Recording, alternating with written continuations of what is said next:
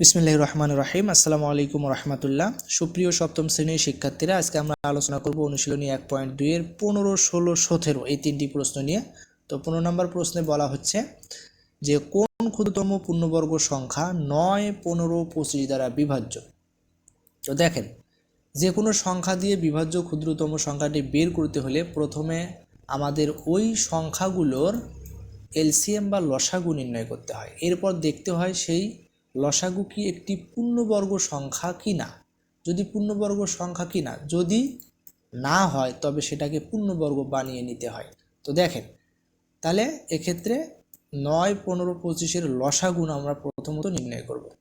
তাহলে মৌলিক উৎপাদকের সাহায্যে আমরা পদ্ধতি ব্যবহার করে লসাগু যদি নির্ণয় করি, তাহলে 3 দ্বারা যদি এদেরকে ভাগ করি, ক্ষুদ্রতম মৌলিক সংখ্যা 2 দ্বারা ভাগ যায় না, 3 দ্বারা যদি ভাগ করি তাহলে 3 × 9, 3 দিয়ে যদি 5কে দেই তাহলে 3 × 5 = 15, এরপরে 25কে যদি 3 দিয়ে দেই, 25-এর ভেতরে 3 যায় না, এই কারণে 25 আমরা যেমন ছিল তেমনই রাখলাম। এখন আর 3 দ্বারা যাচ্ছে না, এখন আমরা 5 দিয়ে দেব। তো 5 দিয়ে যদি দেই, 3-এর ভেতরে 5 যায় না, আমরা এখানে 5 রাখলাম। 5-এর ভেতরে 5 একবার যায়, তাহলে 1, আর 25-এর ভেতরে 5 যায় হচ্ছে একবার, 5 বার 5 × 5 = 25। তাহলে নিচের যে এখন সংখ্যাগুলো আছে 3, 1, 5 এগুলো পরস্পর সহমৌলিক সংখ্যা হয়ে গেছে, এ কারণে আর আমরা কোনো মৌলিক সংখ্যা দ্বারা ভাগ করতে পারবো না। তাহলে আমাদের লসাগু কি হবে? লসাগু হবে আমাদের এখানে একটা 3, 2টা 3 আর 2টা 5-এর গুণফল। তো লসাগু হয় আমাদের হচ্ছে 225। তো আমরা দেখতে পাচ্ছি যে লসাগু করার সময় উৎপাদকগুলো জোড়ায় জোড়ায় আছে, ঠিক আছে, আমরা সেটা দেখেছি। যেহেতু এখানে 3 এবং 5 উভয়ই জোড়ায় জোড়ায় আছে, তাই লসাগু যে সংখ্যাটা 225 এটা নিজেই একটা পূর্ণবর্গ সংখ্যা, ঠিক আছে। যেহেতু 225 সংখ্যাটি 9, 15, 25 দ্বারা বিভাজ্য এবং এটি নিজে একটি পূর্ণবর্গ সংখ্যা, তাই এটিই হবে আমাদের নির্ণয় উত্তর। তার মানে নির্ণয় ক্ষুদ্রতম পূর্ণবর্গ সংখ্যা হচ্ছে 225। এরপরে যে 16 নম্বর প্রশ্ন আছে, আমরা যদি সেটা একটু লক্ষ্য করি, যে একটি ধান ক্ষেতের ধান কাটতে শ্রমিক নেওয়া হলো, প্রত্যেক শ্রমিকের দৈনিক মজুরি তাদের সংখ্যার 10 গুণ, দৈনিক মোট মজুরি 6250 টাকা হলে শ্রমিকের সংখ্যা বের করো। তাহলে দেখেন, তাহলে এই অঙ্কটি করার জন্য আমরা প্রথমে শ্রমিকের সংখ্যা ধরে নেব এবং সত্য অনুযায়ী মোট মজুরি কত হয় তা বের করব।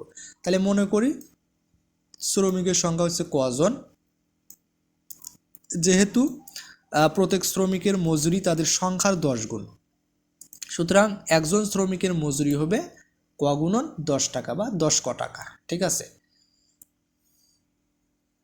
আচ্ছা, তাহলে মোট মজুরি সমান কি হবে? শ্রমিকের মোট মজুরি সমান কি হবে? মোট মজুরি সমান হবে শ্রমিকের সংখ্যা গুণন একজনের মজুরি। তাহলে মোট মজুরি সমান হবে ক হচ্ছে শ্রমিকের সংখ্যা, আর 10 ক হচ্ছে কি?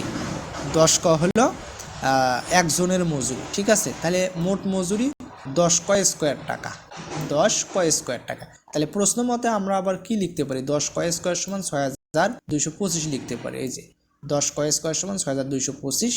তাহলে 10টা ক স্কোয়ারের সাথে আমাদের কি আকারে ছিল? গুণন আকারে। তাহলে ডান পাশে যা ভাগ হবে, তো ভাগ করলে হয় 625, এবং স্কোয়ারটা আমাদের কি আছে?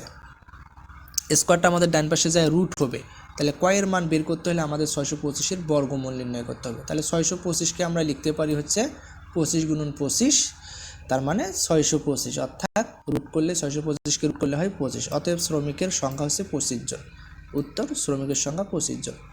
এরপরে যে 17 নম্বর প্রশ্ন আছে, আমরা যদি একটু সেটা লক্ষ্য করি, যে এমন দুটি ক্ষুদ্রতম ক্রমিক সংখ্যা নির্ণয় করো যাদের বর্গের অন্তর একটি পূর্ণবর্গ সংখ্যা। তাহলে এমন দুটি ক্ষুদ্রতম ক্রমিক সংখ্যা নির্ণয় করতে হবে যাদের বর্গের অন্তর একটি পূর্ণবর্গ সংখ্যা, ঠিক আছে। তাহলে মনে করি ক্ষুদ্রতম ক্রমিক সংখ্যা দুটি হলো, একটা হলো ক আর একটা হলো ক + 1, ঠিক আছে।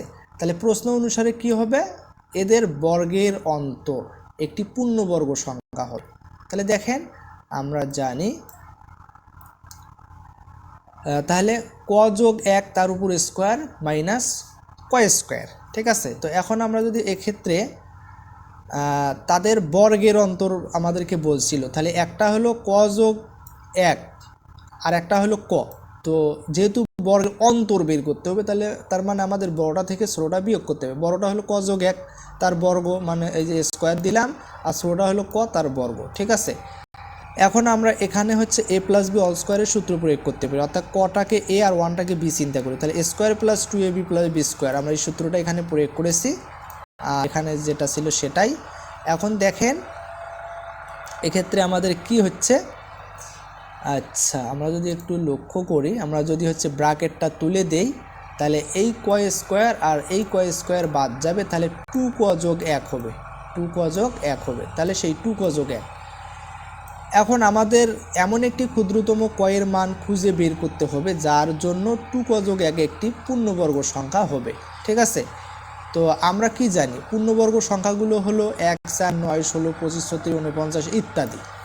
এখন এখানে আমরা যদি একটু লক্ষ্য করি, 2ক যোগ 1 সবসময় একটি বিজোড় সংখ্যা হবে, কারণ কয়ের মান যদি আমরা 1 বসাই তাহলে 2ক হবে হচ্ছে একটা জোড় সংখ্যা, তার সাথে যদি আমরা 1 যোগ করি তাহলে সেটা হবে বিজোড় সংখ্যা।